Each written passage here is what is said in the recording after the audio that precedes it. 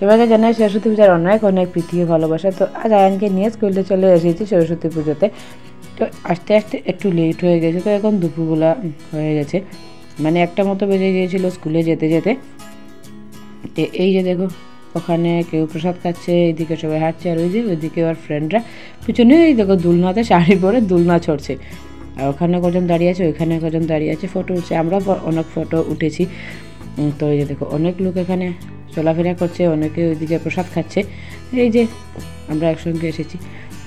আর এই দেখো ওর স্যার ওইদিকে প্রসাদ দিচ্ছিল না, আয়ন প্রণাম করে ওখানে দাঁড়িয়ে আছে প্রসাদ খাওয়ার জন্য। তো স্যার প্রসাদ নিচ্ছেন, ও প্রসাদ খাবে, তারপর আমরা যাব, তারপর গিয়ে খিচুড়ি টিচুড়ি খাবো, ফটো উঠবো, অনেক কিছু করবো সবাই করে। এই যে দেখো আয়ানের ফ্রেন্ড সবাই দাঁড়িয়ে আছে। এই দেখো ওর ফ্রেন্ড শাড়ি পরে এসেছে, দেখে এত ভালো লাগছিলো। এত ছোটো, সবসময় ওকে স্কার্ট টপ পরতে দেখি স্কুলে আসে, আর শাড়ি পরেছে, এত সুন্দর লাগছে দেখে, কত ভালো লাগছে বলো বাচ্চাদেরকে।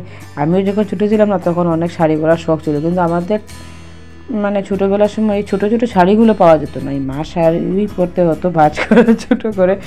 এখন তো এই শাড়ি পাওয়া যায়। তারপর দেখো প্রসাদ খেতে বসে পড়েছি।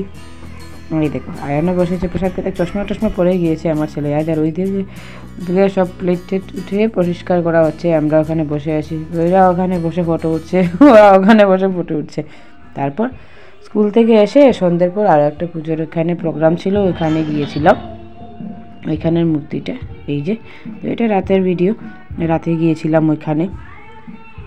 এই যে দেখো ওদের ওখানে ময়ূর বানিয়েছে, ছোটো ছোটো বীণা বানিয়েছে, নিচে একটা আলপনাও করেছে খুব সুন্দর করে। এটা এখানে আর্টিস্ট স্টুডেন্টরা এই পুজো ছিল, তো আর্ট এক্সিবিশন হচ্ছে। এই যে দেখো অনেকে আর্টের ইয়ে আছে, দেখবে তোমরা এখন।